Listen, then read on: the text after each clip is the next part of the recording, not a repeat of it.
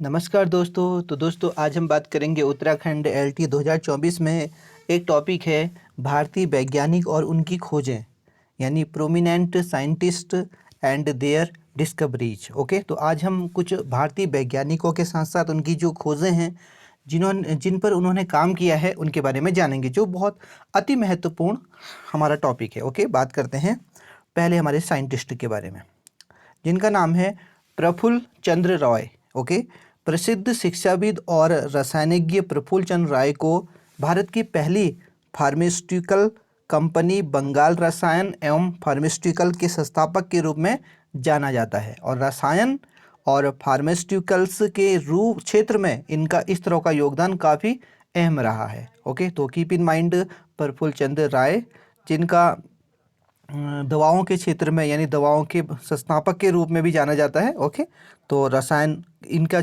रसायनों के क्षेत्र में भी बहुत बड़ा योगदान है। ओके, शिक्षाविद भी साथ साथ में थे।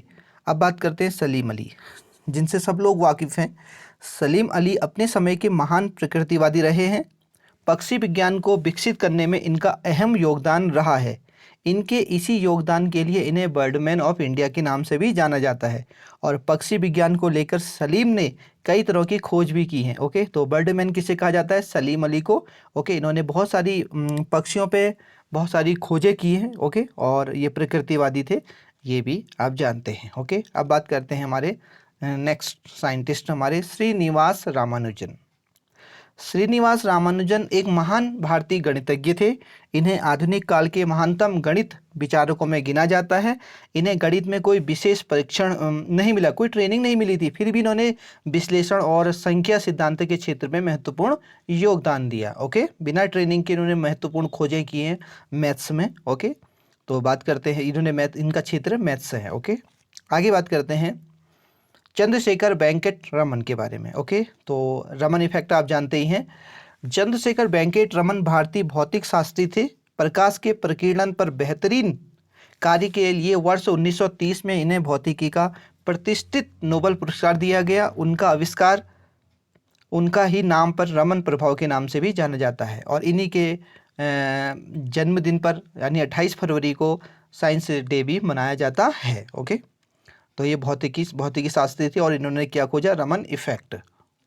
अब बात करते हैं होमी जहांगीर भाभा।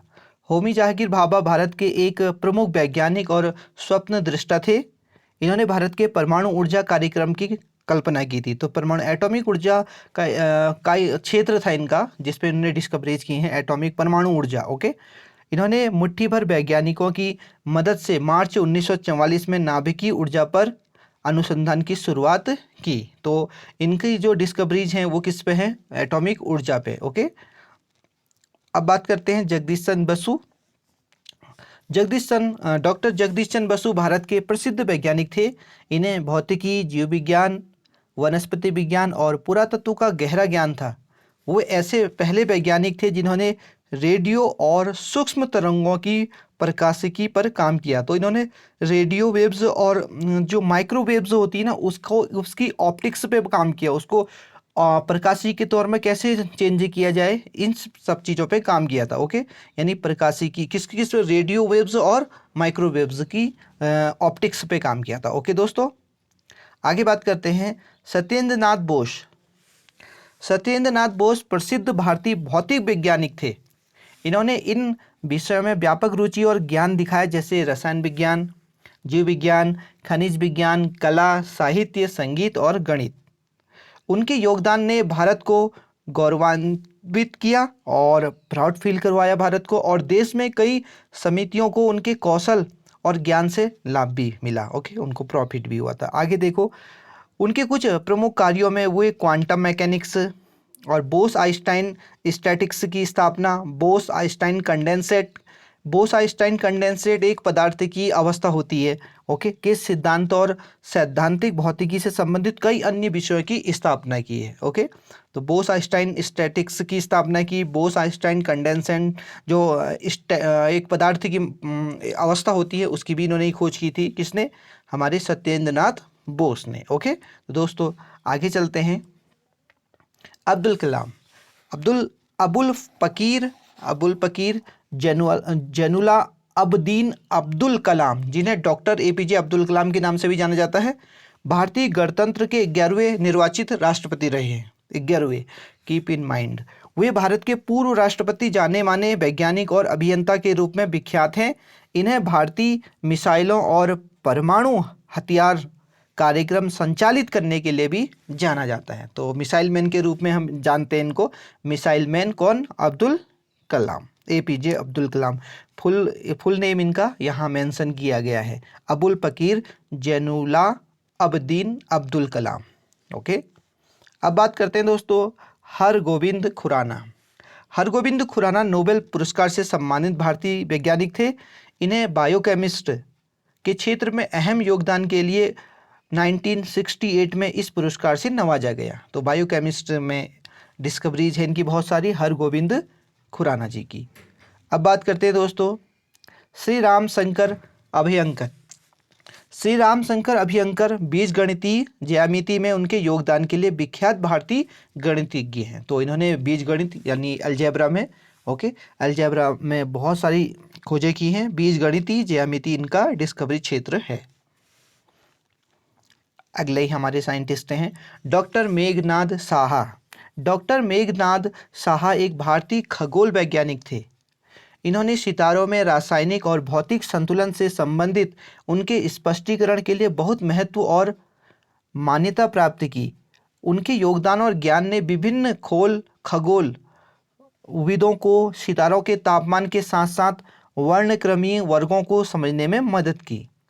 और डॉक्टर मेघनाद साहा 1952 में भारत की संसद के लिए भी चुने गए थे।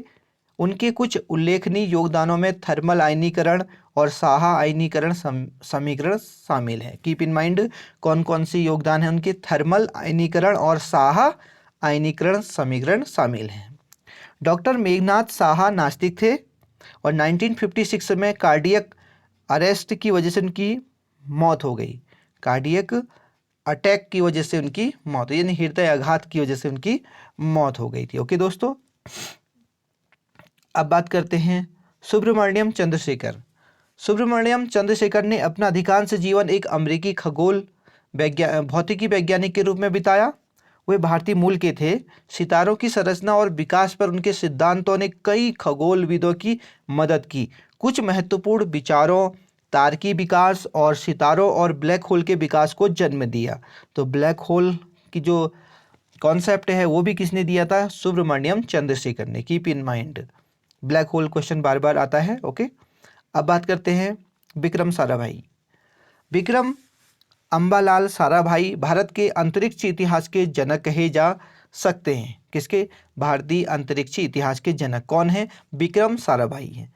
एक तरह से उन्होंने भारत के अंतरिक्ष प्रोग्राम की नींव रखी। उन्होंने देश में 40 अंतरिक्ष और शोध से जुड़े संस्थानों को खोला। उन्होंने आणविक ऊर्जा, इलेक्ट्रॉनिक और अन्य अनेक क्षेत्रों में भी बराबर का योगदान दिया। गुजरात के अहमदाबाद से आने वाले साराभाई पर तिरुवनंतपुरम में स्थापित Thumba equatorial rocket launching station और संबद्ध अंतरिक्ष संस्थाओं का नाम बदलकर विक्रम साराभाई अंतरिक्ष केंद्र रख दिया गया। यह भारतीय अंतरिक्ष अनुसंधान यानी इसरो के एक प्रमुख अंतरिक्ष अनुसंधान केंद्र के रूप में उभरा। तो इन्हें क्या कहा जाता है? भारत के अंतरिक्ष इतिहास का जनक कहा जाता है। यानी इसरो की बात कहें तो इसरो की शुरुआत भी इन्होंने ही की थी। ओके, तो विक्रम साराभाई की। अब बात करते हैं हमारे वेंकटरमन रामकृष्णन। तमिलनाडु के चिदम्बरम जिले में आने वाले भारतीय मूल के वेंकटरमन रामकृष्णन को साल 2009 में रसायन विज्ञान में नोबेल पुरस्कार दिया गया। रमन को यह पुरस्कार कोशिका के अंदर प्रोटीन का निर्माण करने वाले राइबोसोम की कार्य प्रणाली व संरचना के उत्कृष्ट अध्ययन के लिए दिया गया। तो उन्होंने क्या डिस्कवरी की? कोशिका के अंदर जो प्रोटीन का निर्माण करने वाले राइबोसोम है उस पर उन्होंने काम किया था। ओके दोस्तों, तो वेंकटरमन रामकृष्णन। तो दोस्तों ये कुछ चुनिंदा कुछ खास हमारे इंडियन साइंटिस्ट थे और उनकी कुछ डिस्कवरीज थी। ओके, तो दोस्तों ये हमारे एलटी में हमारा टॉपिक है। तो इनको सारे जो साइंटिस्ट हैं उनकी डिस्कवरीज को नोट कर लीजिएगा, और अगर आपके पास ऑलरेडी बुक है तो उसमें हाईलाइट कर दीजिएगा। ओके, यहाँ से एक क्वेश्चन तो जरूर ही बनेगा। तो मिलते हैं नेक्स्ट वीडियो में एक नई टॉपिक के साथ, तब तक के लिए हैप्पी लर्निंग। जय हिंद, जय भारत।